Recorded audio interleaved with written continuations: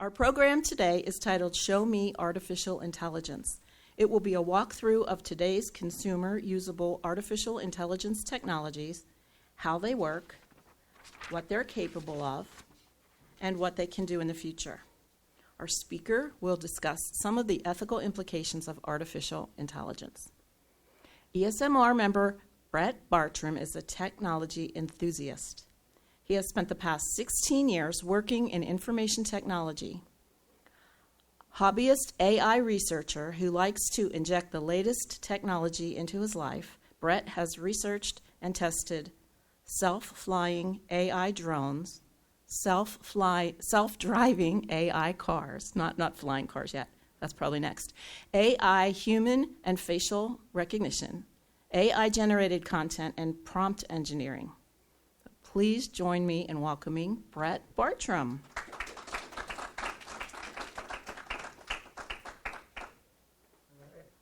Thank you. All right, so yeah, we're going to talk about AI today. And for that, I was always a big fan of show and tell at school. So I did bring some prompts that we can pass around and show. So the first prompt that I brought was my hat. So this hat is representative of the movie The Matrix. So in the movie The Matrix, the machines and the humans basically go to war with each other. AI takes over and they fight. So I thought it'd be very fitting to wear this hat today. The other props I want to pass around is one of my drones. This drone took a bath, so it doesn't work anymore. So you can pass it around, you're not going to break it. But one thing I want you to check out about this drone is all the cameras on it. This drone can see 360 degrees. It can pilot itself. It can avoid obstacles. It's actually being used in warfare even today. So yeah, if you guys want to pass it around, play with it, see it, it's pretty neat.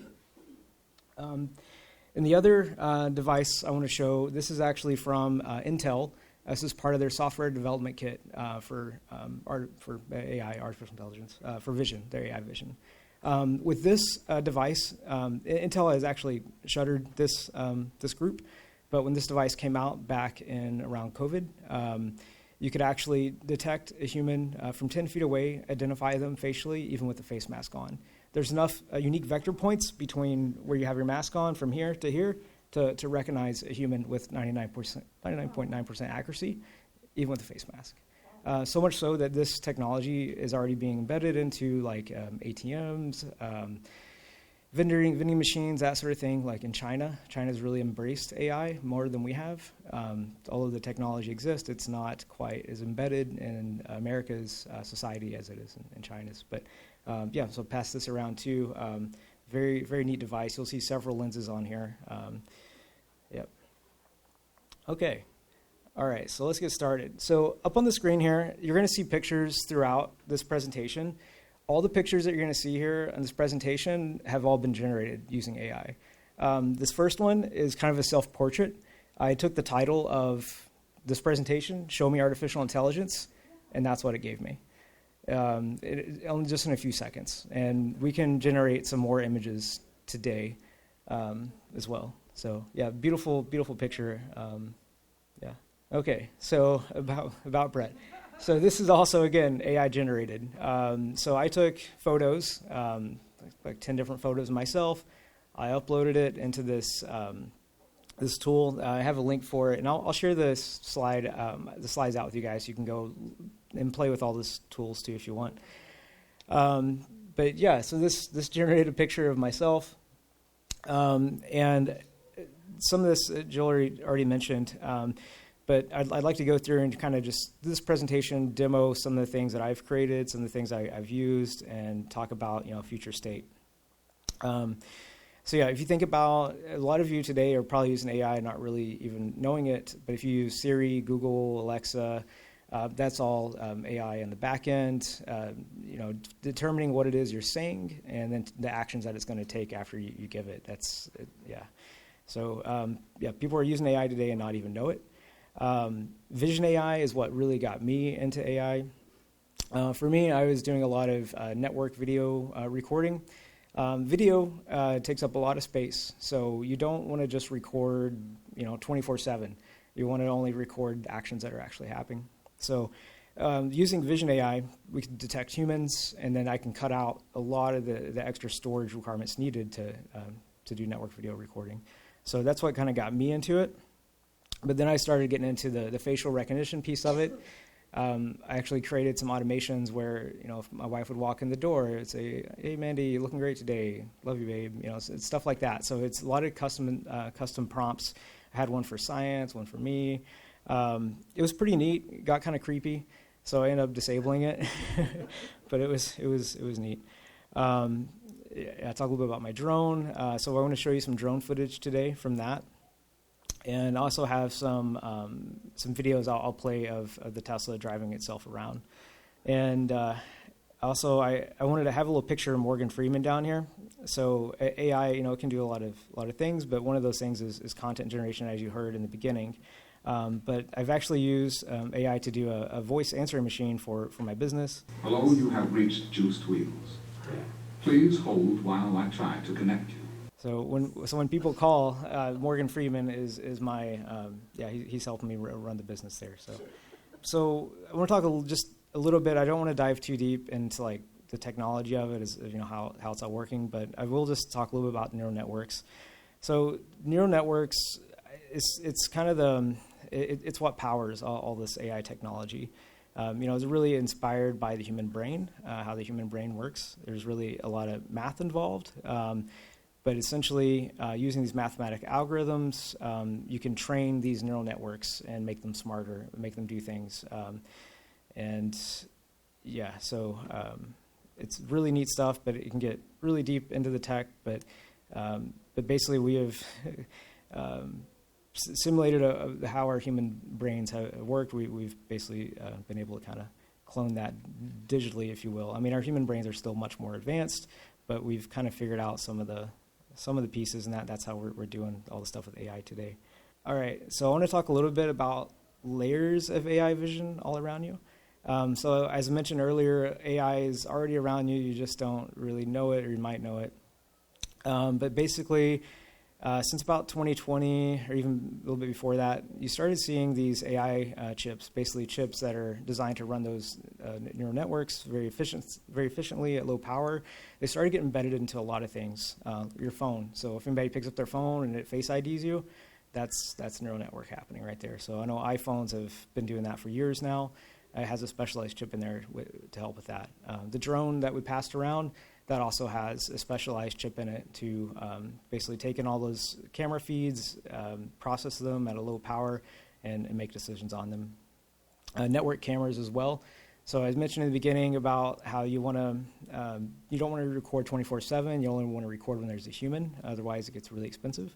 They've even started to embed those chips directly into the cameras. So now instead of having a centralized server make those decisions whether to keep it, it's happening even right at the camera level now with the chips. So you have AI embedded at the device itself, at the camera. And then from there, that camera feed gets sent somewhere. A lot of times it gets sent locally to a network video recorder. Once it gets put to that network video recorder, a lot of them have AI embedded in that network video recorder. So now, for example, if you have 20 cameras in your facility, all those 20 cameras are now being fed back into a system that you can say, hey, find me this person and show me where they've been and that sort of thing. So so it gets pretty powerful there at that level just locally. But then you can take it a level above that and then take what you have stored locally and put up into the cloud. And once you have it into the cloud, it's long-term storage. You can also do face searches, see where people are at what times and locations. And what's kind of scary, and I think it's starting to get into the ethical implications of it, there are already global services that you can upload photos to identify people. So I could take my photo, put it out there and say, hey, who is this guy? And it'll come back and say, 90% sure this is Brett. And so when people, it's kind of funny to me, during COVID, there was a lot of conspiracy theories about, the government's trying to track us. They're trying to put a chip in us to track us. And it's like, well, it's already happening. It's called your face. And you just walk around. So, there's... Yeah, exactly. If you're really scared about the government tracking, you should probably put a mask on.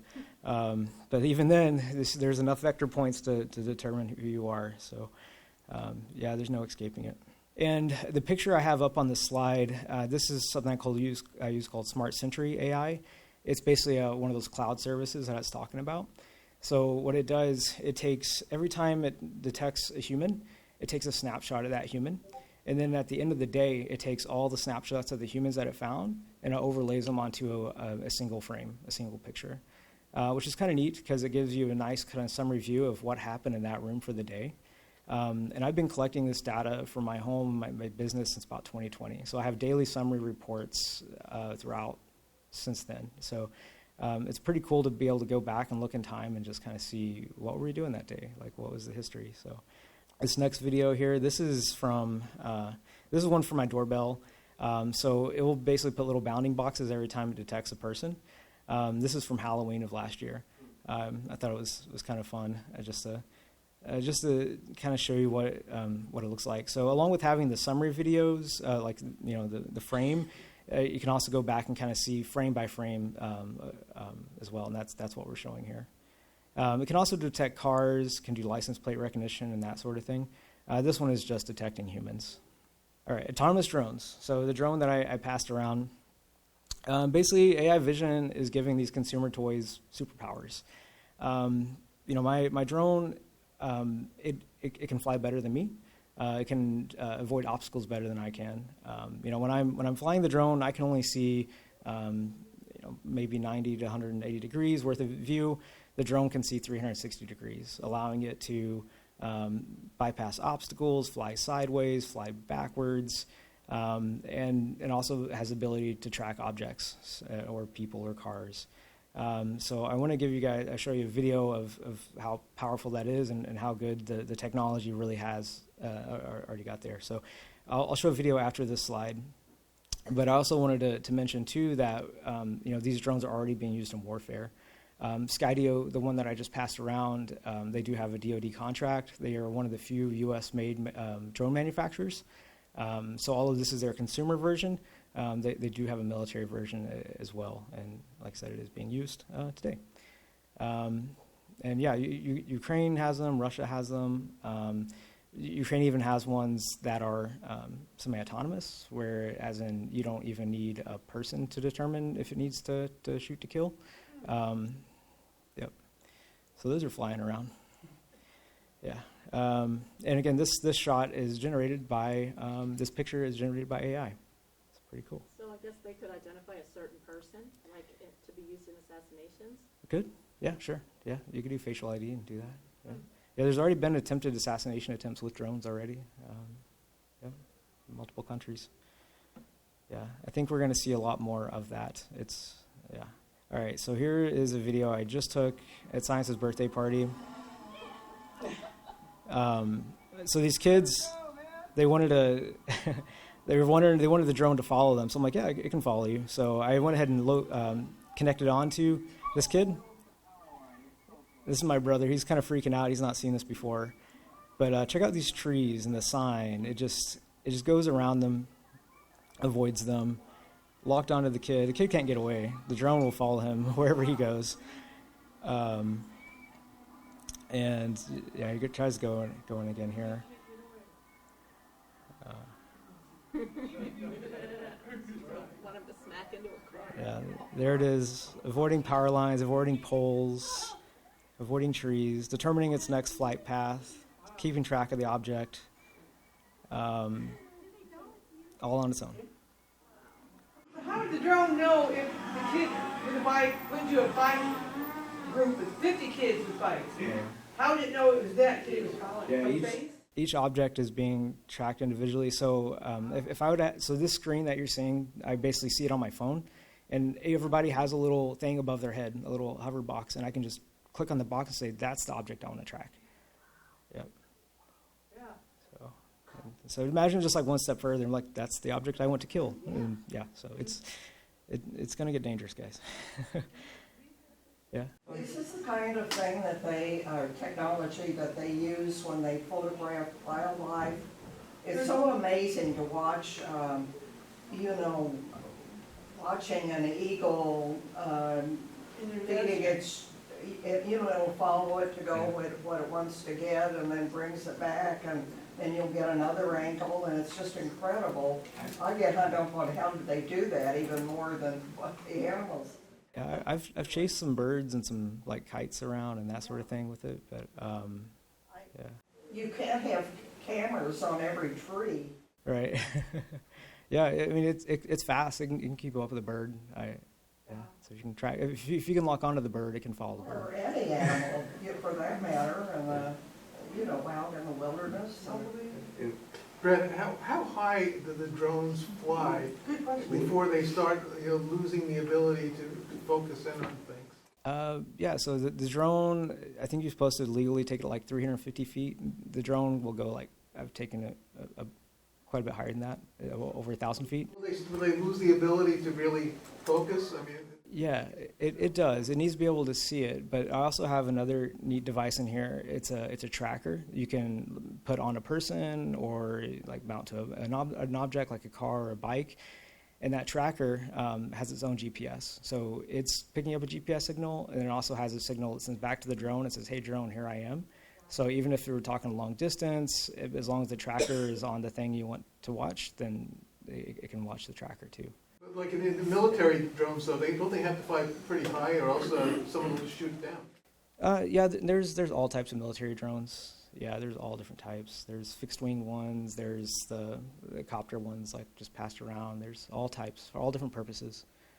Yep. Are there restrictions certain restrictions and laws that are placed on public drones? Yes, there are. Yeah, there's more. When they first came out, there wasn't like really much rules at all. So regulation is quickly coming. Yeah, so much so that some of the drones now, like the DJI ones, I know they have built in where if you go like down to the middle of the city, it's going to say, hey, this is a restricted zone. I'm not going to let you fly here without permission, and you have to get like register for it and get access to fly. Yeah, some of the early drones don't have that technology built in. Like the Skydio one I have does not have that. I think some of the newer ones do. But yeah, the legislation is not keeping up with the technology at this point. Fly around the police. Right. Sure, it's a public building. Military base. I'm sure not military, no. You probably won't like it, but they don't have much to do to take it down. Yeah. A lot of the missiles and that sort of thing like we have for anti-aircraft are much more expensive than the drone, right? It's like the drone, maybe 1,000. The missile you're going to fire is going to be like 1 million. So had a bigger drone than we get the little drone. Yeah, well, they add lasers. They're starting to do more with lasers. That way you don't have to expend a lot of money to shoot something down, just energy. Or some programming that would intercept. Yeah, that's another way they can bring them down too. Is if you can block that GPS signal, a lot of how the drone knows how to fly, it's vision and GPS, the combination of the two. So if you can block the signal, then the drone's gonna lose its way, kind of thing. So I know Iran has actually taken. That's how they took down some of our drones and to try to, yep. All right. So autonomous transportation. So something I'm personally really excited about. I don't like to drive. So this is a picture from our 2017 Model X. So when we bought the Tesla, one of the reasons I actually bought it was for the full self-driving. Previous to this car, I had a 2013 Subaru Outback with EyeSight. EyeSight was one of the first. The Subaru was one of the first ones to bring that technology to the consumer market. EyeSight worked by having two cameras right up next to each other, and then using a neural network to determine how far the cars are in front of it and how to slow down.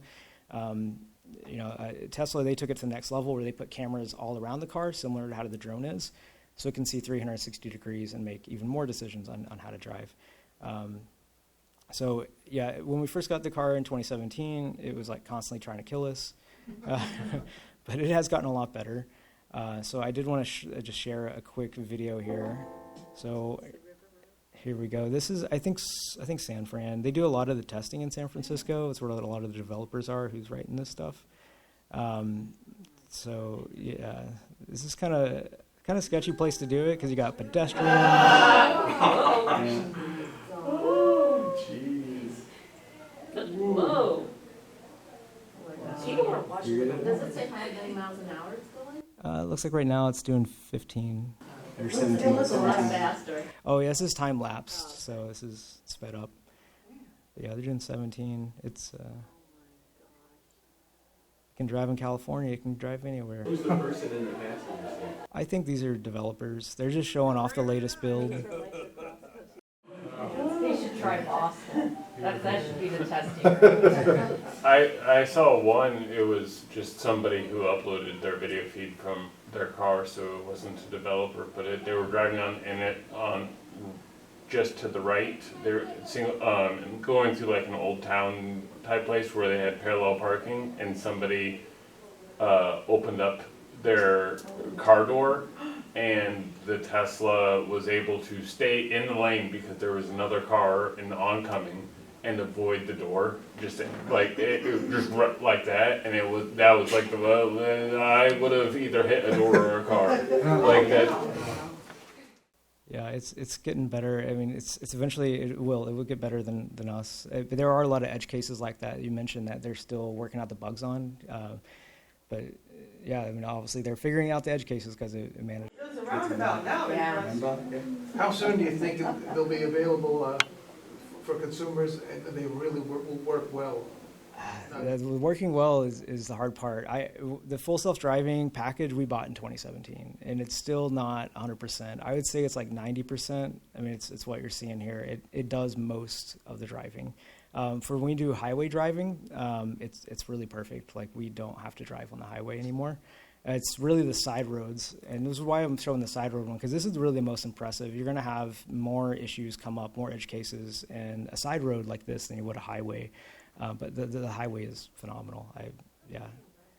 I remember hearing at one point that like the hardest part about all of this is that there are humans driving the other cars. Yeah. Like if AI was driving all the cars, it would be fine. Probably, yeah. I believe it, yeah. Is the vision eventually the AI cars would be sort of aware of each other, talking to each other, I guess? That would be neat. I think that would be really neat. I don't know if that will happen, though, just because there's so many vendors. I know Elon's vision for it is that all the cars will just be able to see and make their own decisions and not have to talk to each other. But, I mean, that would help, right, if the cars could communicate with each other. There's not like a standardized protocol out there that all the vendors are going to use yet to do that, but I think that would be neat to see. It could only get better, right, if they could communicate. It's really interesting to see it manage four-way stops. You know, does it do that better than the average human, I suppose? Probably. Have you ever seen a video where it avoided like an animal crossing the path, like a dog or a deer or something like that, you know?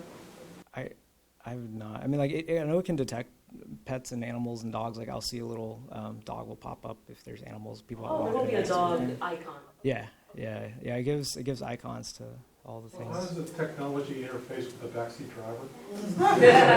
You have to ask Mandy about that.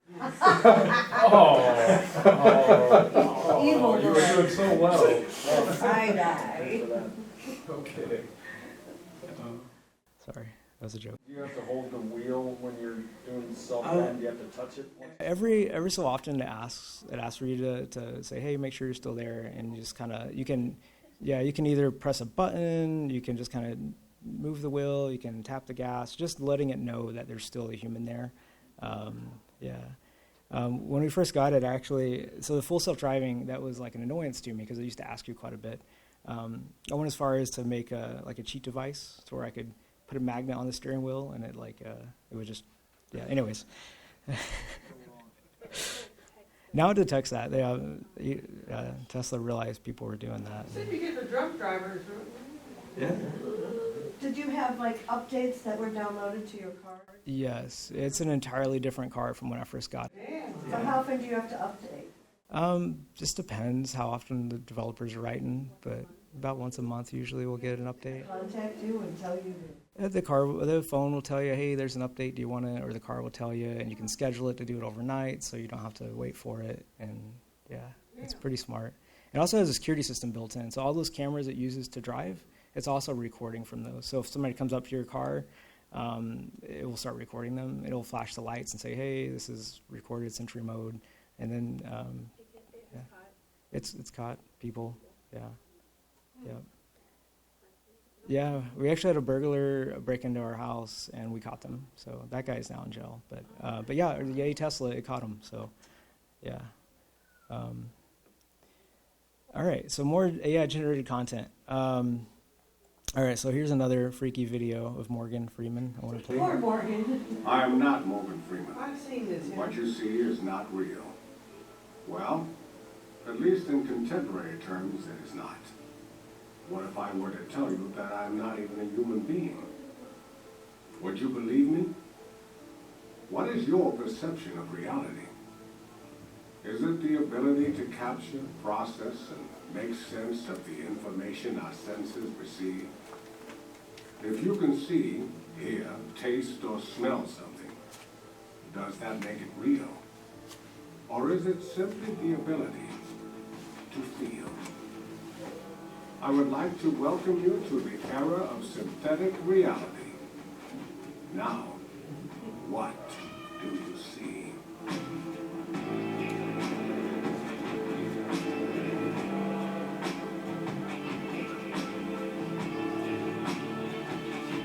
So this would be considered like a deep fake. So deep fakes, they can be, sorry. Okay, Morgan. Morgan's taking I am over. not. He's taking over. He's taking it over. All right. He's not gonna. All right. We're gonna leave Morgan there. But yeah, it's creepy, right? So and it's not just Morgan Freeman. Obviously, like there's Drake. He's upset. There was actually another song that I said we could also start with too, and that was Kanye West singing "Hey There, Delilah." So along with like generating the lyrics, it can also you can feed it an existing song, an existing artist, and say, "Hey, I want this artist singing this song." So that's also an ability. There's also a lot of deep fakes out there of Tom Cruise, which are eerily looks just like him, and yeah, you're gonna see more and more of that generated content. So much so that you're gonna start seeing it called out in like lawsuits. Like, so Elon, he just got sued again. He's always getting sued, but probably deserves it. And he tried to use the argument of that because deep fakes, you can't trust videos. He was trying to get out of a video recording of him saying things he shouldn't have said. And so anyways, yeah, we'll probably see more of that in the future. Yeah, his argument wasn't even it was a deep fake. It was, how do you know it's not a deep fake? Yeah. Yeah. And then, yeah, so the fast rise of large language models. So this is what is really generated a lot of buzz here lately are these large language models.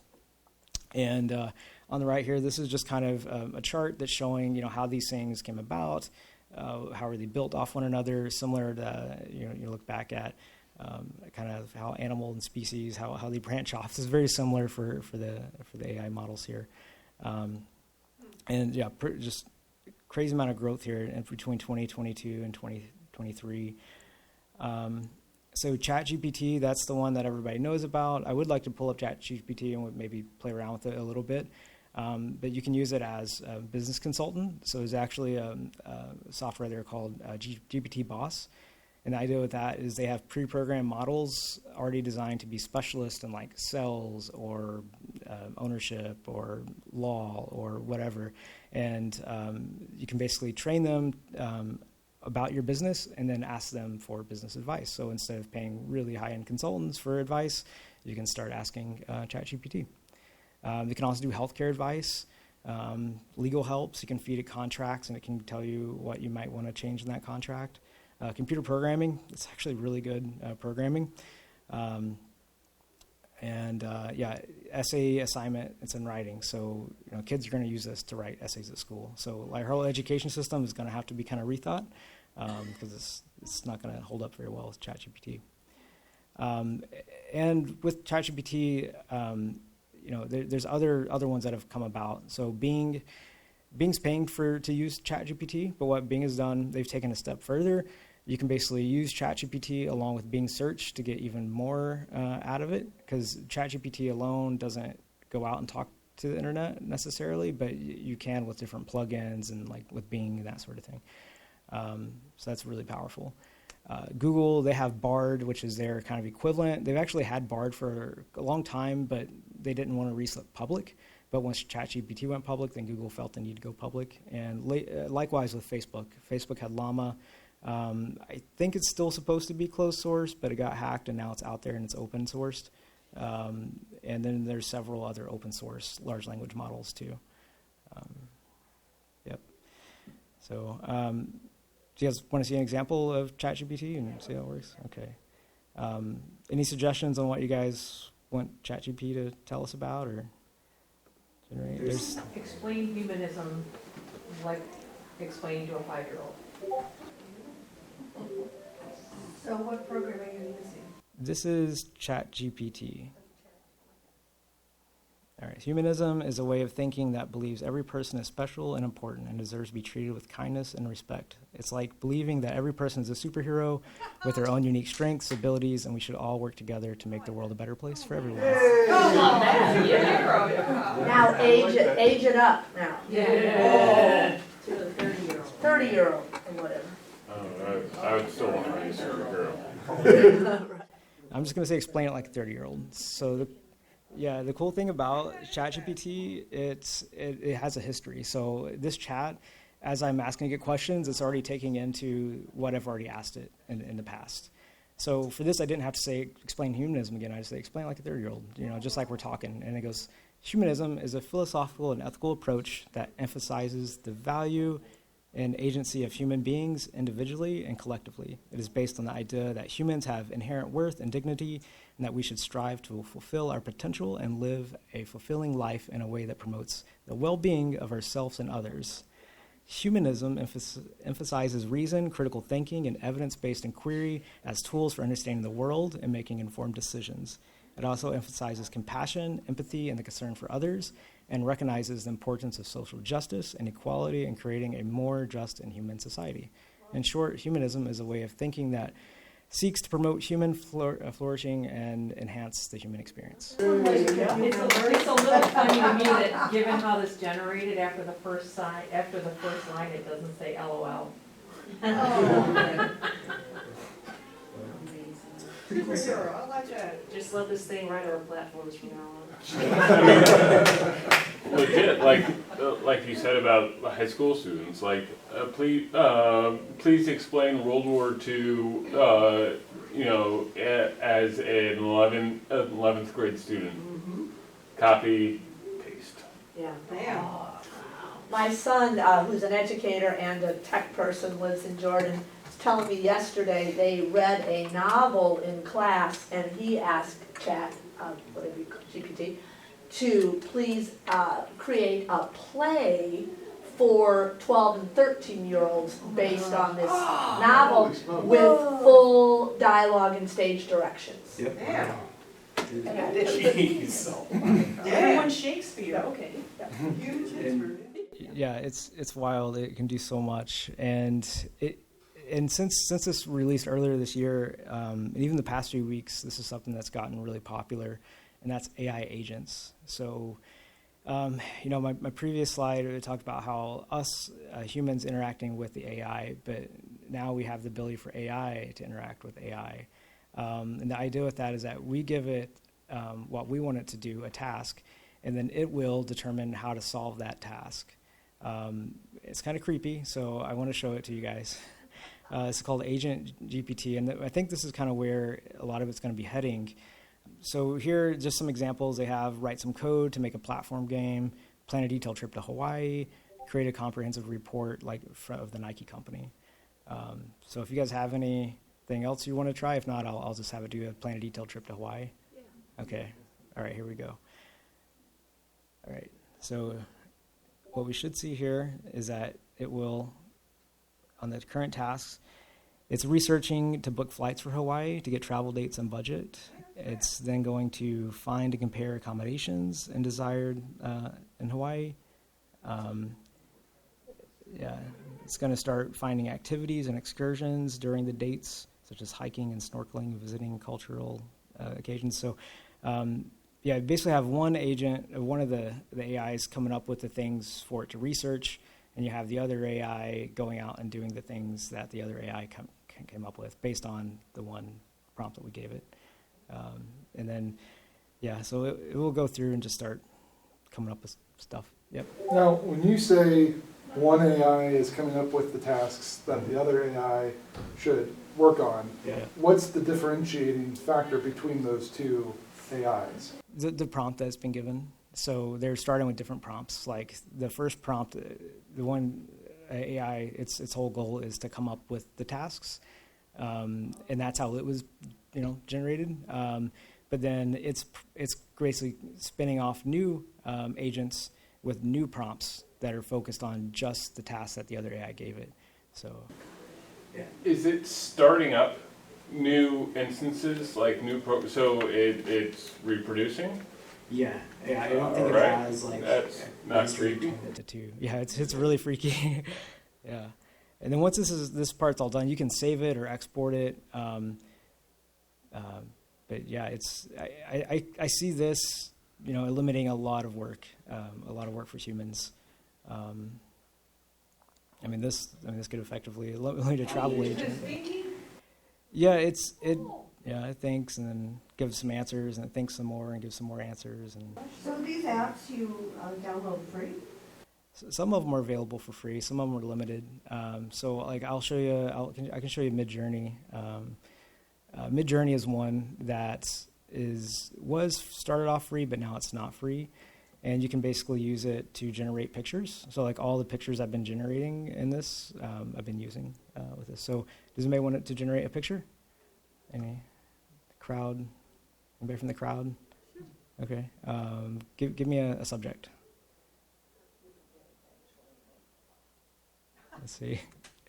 A humanist bot handing out flowers.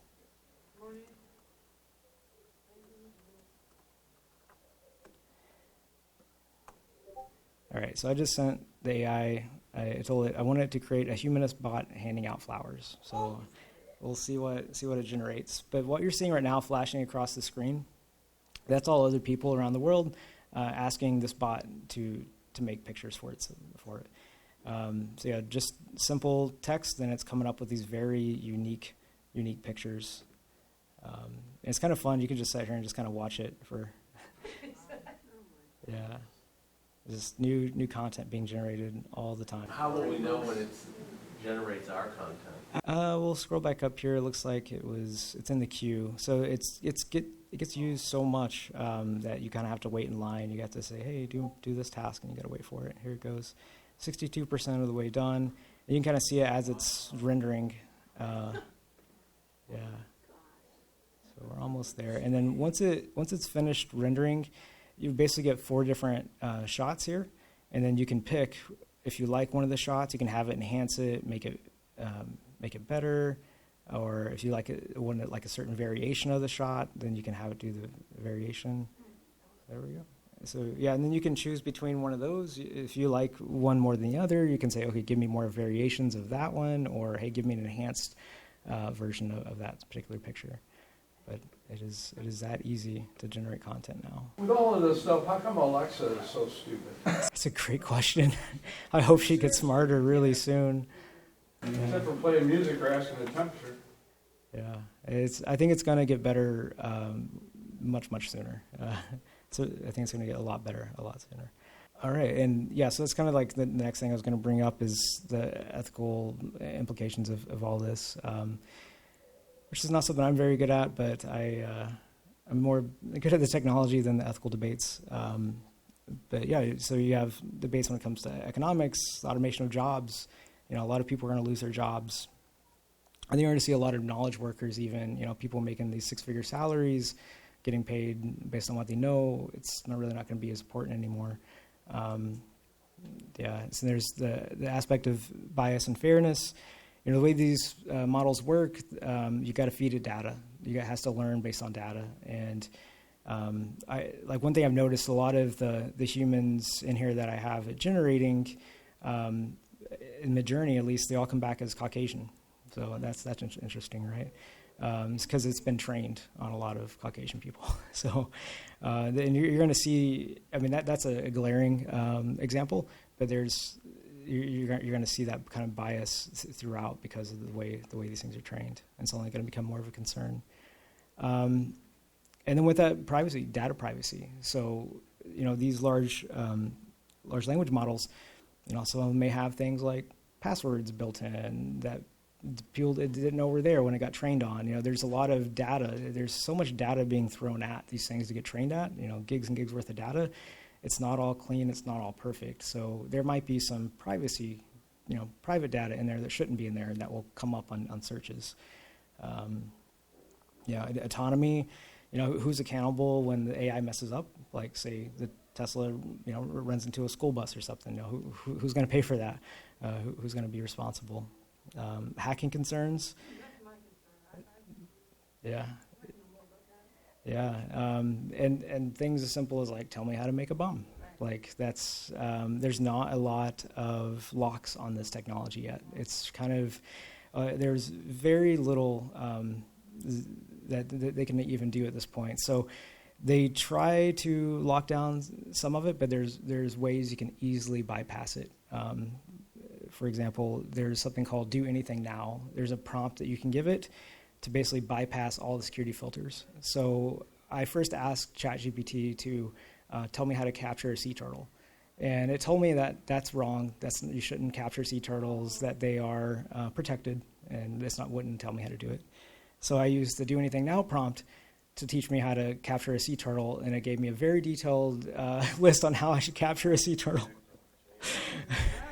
I needed a net, I needed a bow, I needed, Is that like a separate kind of an AI? It's the same as ChatGPT. You just have to know how to prompt it. You basically convince it that it doesn't have a filter, and once it thinks it doesn't have a filter, then you can have it do whatever you want, like make bombs and capture sea turtles. Yeah. So, yeah, they're not quite figured out how to really lock that down yet. They're trying though. And then learning and education. Our whole education system is built on this technology not existing. So yeah, you can think about that. Yep. Yep. Is there some body or some organization that's in charge? No, it's a wild, wild west right now. It's crazy. That data is who decides what's going in, and you know what I mean. Yeah, whoever's making it, and it's not just one. There's several of them, and they're all getting trained differently. Anybody who really understands it could do that. Yeah. Kind of like Google. Okay. Yeah, the AI, it's already putting jobs in danger. Like, part of the reason that the Hollywood writers are having their strike right now is that they want rules on the books saying that the studios can't just deploy AI to write scripts and leave them out of a job. So it's already a very serious issue. Yeah. There was also, I know for a long time it's been one of those fraud things where somebody calls and says your kid is in jail in Mexico, and they actually did it, and they used AI to artificially create the kid's voice, so the kid. I heard about that. Yeah, it doesn't take much voice for it to learn before it can replicate the voice. Yeah, it's really good at it too. So I posted about this at the beginning of our hour on Facebook, and there's a commenter who wrote, not only are the ethical implications of AI intense, but also are the economic issues arising from huge AI investments based almost entirely on hype. Do you know anything about that? People investing money in this? Or? I mean, yeah, there's a lot of investments going on in it, but I wouldn't say it's just purely on hype. It has a lot of proven use cases already. Yeah.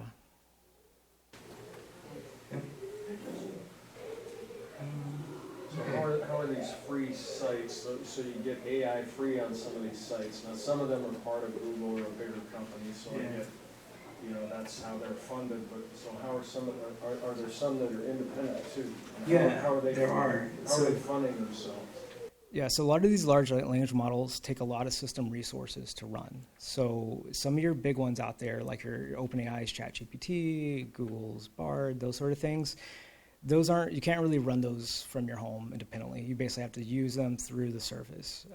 However, Some of these open source ones, though, they are getting really small enough you can run them out of your home. And at that point, there's really no security, nobody monitoring, nobody logging what it is you're actually doing. At the moment, a lot of these big large language models, everything is being logged and recorded and can be traced back to you. Locked out, like you can't get beyond a certain level without paying. Yeah, and there are limits. So, for example, I hit the Bing limit. There's like, you can only do 100 requests per day, because it is expensive to run these queries. So yeah, they'll lock you down if you do too many. We have time for one last question. Okay. What is I mean, you obviously think about this stuff way more than probably any of us.